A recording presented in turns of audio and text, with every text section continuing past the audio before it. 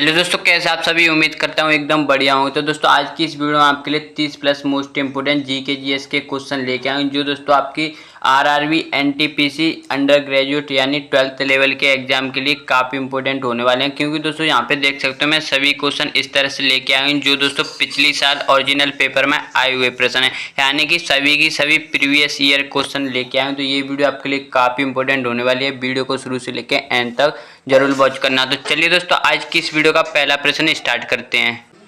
तो दोस्तों आज की इस वीडियो का पहला प्रश्न है, इसरो का उपकेंद्र कहाँ स्थित है। तो दोस्तों आपको ध्यान रखना है, इसरो का उपग्रह केंद्र है वो दोस्तों बेंगलोर में स्थित है। अगर दोस्तों इसरो की स्थापना पूछी जाए तो आपको ध्यान रखना है इंडियन स्पेस रिसर्च ऑर्गेनाइजेशन इसकी फुल फॉर्म है। अगर दोस्तों इसकी स्थापना पूछी जाए तो आपको ध्यान रखना है 1969 में सर विक्रम साराभाई जी द्वारा दोस्तों इसकी स्थापना की गई थी। चलिए दोस्तों नेक्स्ट प्रश्न देखते हैं।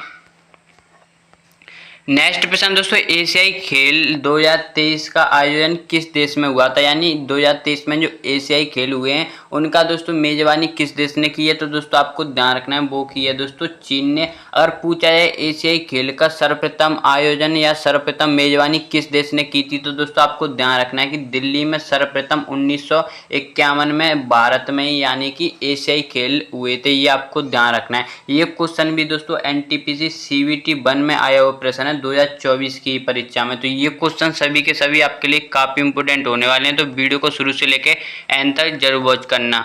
नेक्स्ट प्रश्न दोस्तों, प्रोजेक्ट टाइगर भारत में किस वर्ष शुरू किया गया था। दोस्तों प्रोजेक्ट टाइगर बाघों को बचाने के लिए दोस्तों आपको ध्यान रखना है 1973 में शुरू किया गया था। ये क्वेश्चन भी दोस्तों 2024 की परीक्षा में आया हुआ प्रश्न है। चलिए दोस्तों नेक्स्ट प्रश्न देखते हैं। नेक्स्ट प्रश्न दोस्तों, भारत में पंचायती राज व्यवस्था किस अधिनियम से संबंधित है। तो दोस्तों आपको ध्यान रखना है कि वो था दोस्तों 73वां संशोधन। ये आपको ध्यान रखना है। ये कब हुआ था, तो दोस्तों आपको ध्यान रखना है कि 1993 में ये 73वां संशोधन हुआ था। अगर बात करते हैं 42वें संविधान संशोधन की, तो दोस्तों आपको ध्यान रखना है इसे मिनी संविधान भी कहा जाता है। क्योंकि दोस्तों ज़्यादातर संशोधन हुए हैं अनुच्छेदों में वो इसी के तहत हुए हैं। ये आपको ध्यान रखना है। ये कब हुआ था, तो दोस्तों ये हुआ था 1976 में। और 44वां हुआ था दोस्तों 1978 में। और दोस्तों 86वां हुआ था आपको ध्यान रखना है 2002 में। चलिए दोस्तों नेक्स्ट प्रश्न देखते हैं। जो दोस्तों मैं आपको एक्स्ट्रा इन्फॉर्मेशन दे रहा हूँ वो भी आपको साथ ही साथ ध्यान रखनी है। नेक्स्ट प्रश्न दोस्तों, संविधान का कौन सा अनुच्छेद धर्म की स्वतंत्रता को परिभाषित करता है। तो धर्म की स्वतंत्रता आपको पता ही होगा कि अनुच्छेद 25 से लेकर 28 तक है, यानी इसका राइट आंसर हो जाएगा अनुच्छेद 25। अगर दोस्तों 15 की बात करें तो दोस्तों आपको पता ही होगा जाति धर्म और दोस्तों जन्म स्थान के आधार पर कोई भेदभाव नहीं किया जाएगा, ये अनुच्छेद 15 में कहा गया है। और 17 में दोस्तों आपको पता ही हो अस्पृश्यता का अंत है। और दोस्तों 19 में स्वतंत्रता का अधिकार है। ये आपको ध्यान रखना है। चलिए दोस्तों नेक्स्ट प्रश्न देखते हैं। नेक्स्ट प्रश्न दोस्तों, मानव शरीर में सबसे बड़ी ग्रंथि कौन सी है। तो दोस्तों आपको ध्यान रखना है मानव शरीर की सबसे बड़ी ग्रंथि होती है यकृत। अगर अग्नाशय की बात करें तो दोस्तों ये ग्रंथि ऐसी है जो हार्मोन और दोस्तों एंजाइम दोनों स्रावित करती है। ये आपको ध्यान रखना है। इंसुलिन हार्मोन दोस्तों इसी ग्रंथि से स्रावित होता है। चलिए दोस्तों नेक्स्ट प्रश्न देखते हैं। नेक्स्ट प्रश्न दोस्तों, ट्रोपोस्फेरियर में किस गैस का प्रतिशत सबसे अधिक है। दोस्तों ट्रोपोस्फेरियर है वो दोस्तों क्षोमंडल का इंग्लिश नाम है, यानी कह सकते हो क्षोमंडल में सबसे ज़्यादा कौन सी गैस पाई जाती है। दोस्तों सबसे जो दोस्तों मौसमी घटना होती हैं वो सभी क्षोमंडल में होती हैं। इसी में दोस्तों वायुमंडल पाया जाता है। और वायुमंडल में सबसे अधिक गैस कौन सी पाई जाती है, नाइट्रोजन। कितनी पाई जाती है, तो दोस्तों ये लगभग 78% पाई जाती है। चलिए दोस्तों नेक्स्ट प्रश्न देखते हैं।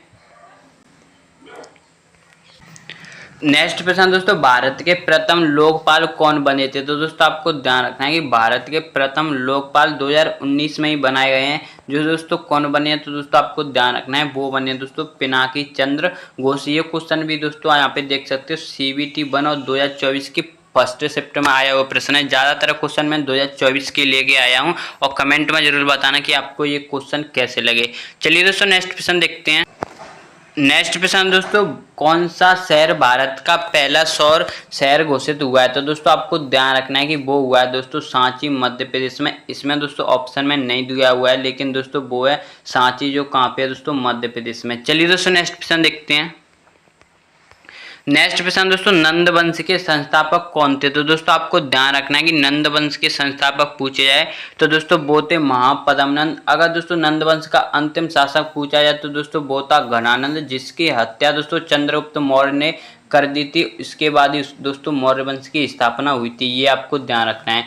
चलिए दोस्तों नेक्स्ट प्रश्न देखते हैं। नेक्स्ट प्रश्न दोस्तों, भारत के किस प्राणी अभ्यारण्य को भारत का 53वां टाइगर रिजर्व कहा गया है? तो दोस्तों आपको ध्यान रखना है कि वो किया गया है दोस्तों घोषित रानीपुर को, जो दोस्तों उत्तर प्रदेश में। अगर दोस्तों 58वां पूछा जाए जो दोस्तों 2025 में ही घोषित किया गया है, वो किया गया है दोस्तों माधवगढ़ को 58वां टाइगर रिजर्व घोषित किया गया है, जो दोस्तों एमपी में, ये आपको ध्यान रखना है। और सबसे ज्यादा टाइगर रिजर्व भी दोस्तों एमपी में ही है, यानी मध्य प्रदेश में ही है। नेक्स्ट प्रश्न दोस्तों, चोल शासक राजा चोल ने किस प्रसिद्ध मंदिर का निर्माण कराया था? तो दोस्तों आपको ध्यान रखना है वो कराया था दोस्तों बृहदेश्वर मंदिर का, जो दोस्तों कहाँ पे है? तो दोस्तों आपको ध्यान रखना है कि ये है दोस्तों तमिलनाडु में। चलिए दोस्तों नेक्स्ट प्रश्न देखते हैं। नेक्स्ट प्रश्न दोस्तों, भारत का संविधान किस अनुच्छेद में सभी नागरिकों को समानता का अधिकार प्रदान करता है? तो दोस्तों आपको ध्यान रखना है कि अनुच्छेद 14 है, वो दोस्तों सभी नागरिकों को समानता का अधिकार प्रदान करता है, ये आपको ध्यान रखना है। अनुच्छेद 12 में आपको पता ही होगा कि इसमें दोस्तों राज्य की परिभाषा है, और 15 अभी मैंने आपको बता ही दिया था। चलिए दोस्तों नेक्स्ट प्रश्न देखते हैं। नेक्स्ट प्रश्न दोस्तों, हाल ही में किसे 2023 का साहित्य अकादमी पुरस्कार मिला? यानी कह सकते हो 2023 में साहित्य अकादमी पुरस्कार, वो भी दोस्तों हिंदी का। यहाँ पे दोस्तों हिंदी का पूछा हुआ है, तो दोस्तों हिंदी में मिला है दोस्तों, आपको ध्यान रखना है संजीव जी को। चलिए दोस्तों नेक्स्ट प्रश्न देखते हैं। नेक्स्ट प्रश्न दोस्तों, कंचनजंगा पर्वत श्रृंखला किस राज्य में स्थित है? तो दोस्तों ये क्वेश्चन भी यहाँ पे देख सकते हो 2024 में आया हुआ प्रश्न है, तो ये क्वेश्चन आपके लिए टेस्ट के रूप में होने वाला। आई होप आपको इसका आंसर जरूर पता होगा। इसका आंसर आप मुझे कमेंट में जरूर बताना। चलिए दोस्तों नेक्स्ट प्रश्न देखते हैं। नेक्स्ट प्रश्न दोस्तों, भारत में किसे वेदों का व्याख्याता कहा जाता है? तो दोस्तों आपको ध्यान रखना है कि वो कहा जाता है दोस्तों दयानंद सरस्वती जी को, यानी स्वामी दयानंद सरस्वती जी को वेदों का व्याख्याता कहा जाता है। इन्होंने दोस्तों एक नारा दिया था, वेदों की ओर लौटो, जो दोस्तों काफी बार पूछा भी जाता है। चलिए दोस्तों नेक्स्ट प्रश्न देखते हैं। नेक्स्ट प्रश्न दोस्तों, आर्टिकल 76 में किसकी भूमिका का वर्णन किया गया है? तो दोस्तों आपको ध्यान रखना है जो आर्टिकल 76 है दोस्तों, उसमें अटॉर्नी जनरल यानी कि महान्यायवादी का वर्णन किया गया है, जो दोस्तों भारत के सर्वोच्च विधि अधिकारी होते हैं, ये आपको ध्यान रखना है। चलिए दोस्तों नेक्स्ट प्रश्न देखते हैं। अगर दोस्तों वित्त आयोग पूछा जाए तो दोस्तों वो है 280 अनुच्छेद, ये आपको ध्यान रखना है। चलिए दोस्तों नेक्स्ट प्रश्न देखते हैं। नेक्स्ट प्रश्न दोस्तों, भांगड़ा नागल बांध किस नदी पर स्थित है? तो दोस्तों आपको ध्यान रखना है कि जो भांगड़ा नागल बांध है वो दोस्तों सतलुज नदी पर स्थित है। चलिए दोस्तों नेक्स्ट प्रश्न देखते हैं। नेक्स्ट प्रश्न दोस्तों, ओजोन परत मुख्यतः किस परत में स्थित है? तो दोस्तों आपको ध्यान रखना है ओजोन परत है वो दोस्तों स्ट्रेटोस्फेरियर यानी कि समताप मंडल में स्थित है, ये आपको ध्यान रखना है। चलिए दोस्तों नेक्स्ट प्रश्न देखते हैं। नेक्स्ट प्रश्न दोस्तों, अनुच्छेद 58 यानी आर्टिकल 58 के अनुसार संसद का सचिवालय किसका कार्य करता है? तो दोस्तों आपको ध्यान रखना है ये कार्य करता है दोनों सदनों का। संसद के 2 सदन होते हैं, आपको पता ही होगा, उच्च सदन और निम्न सदन। जो दोस्तों उच्च सदन है वो है दोस्तों राज्यसभा और लोकसभा। निम्न सदन है, अगर संसद के अंग पूछे जाए तो दोस्तों वो है 3, राज्यसभा, लोकसभा और राष्ट्रपति, ये आपको ध्यान रखना है। चलिए दोस्तों नेक्स्ट प्रश्न देखते हैं। नेक्स्ट प्रश्न दोस्तों, भारत में कितने उच्च न्यायालय हैं? तो दोस्तों आपको ध्यान रखना है कि भारत में कुल 25 उच्च न्यायालय हैं, और भारत में सिर्फ एक सर्वोच्च न्यायालय यानी सुप्रीम कोर्ट है, जिसकी स्थापना 1950 में हुई थी। वो कहाँ पे है? तो दोस्तों वो है दिल्ली में। चलिए दोस्तों नेक्स्ट प्रश्न देखते हैं।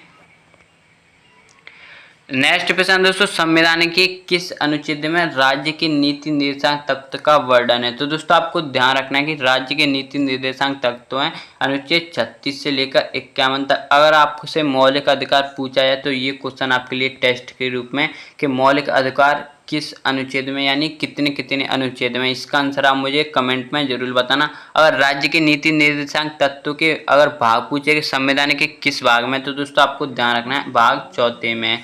चलिए दोस्तों नेक्स्ट क्वेश्चन देखते हैं, और इन्हीं की पीरियड दोस्तों आयरलैंड से ली गई है। नेक्स्ट प्रश्न दोस्तों, मानव विकास सूचांक कौन जारी करता है? तो दोस्तों आपको ध्यान रखना है, मानव विकास सूचांक जारी करता है यूएनडीपी। अभी दोस्तों 2025 में भारत की रैंक इसमें कितनी आई है? तो दोस्तों आपको ध्यान रखना है, वो आई है दोस्तों 130। अगर पूछा जाए कि दोस्तों आईएमएफ और वर्ल्ड बैंक, तो दोस्तों आपको ध्यान रखना है, इनकी दोनों की स्थापना हुई थी 1944 में, ये आपको ध्यान रखना है। चलिए दोस्तों नेक्स्ट प्रश्न देखते हैं। नेक्स्ट प्रश्न दोस्तों, संविधान का कौन सा अनुच्छेद राष्ट्रपति के महाभियोग से संबंधित है? तो दोस्तों आपको ध्यान रखना है कि राष्ट्रपति का महाभियोग अनुच्छेद 61 के तहत लगाया जाता है। अगर पूछा जाए कि दोस्तों महाभियोग होता क्या है, तो दोस्तों राष्ट्रपति को पद से हटाने की प्रक्रिया को ही महाभियोग कहा जाता है, ये आपको ध्यान रखना है। चलिए दोस्तों नेक्स्ट प्रश्न देखते हैं। नेक्स्ट प्रश्न दोस्तों, भारत के संविधान में न्यायपालिका शब्द किस अनुच्छेद में वर्णित है? तो दोस्तों आपको ध्यान रखना है कि न्यायपालिका वो दोस्तों 144 में, ये आपको ध्यान रखना है ना। जो क्वेश्चन मैंने आपको टेस्ट के रूप में दिए उनका आंसर आप मुझे जरूर बताना।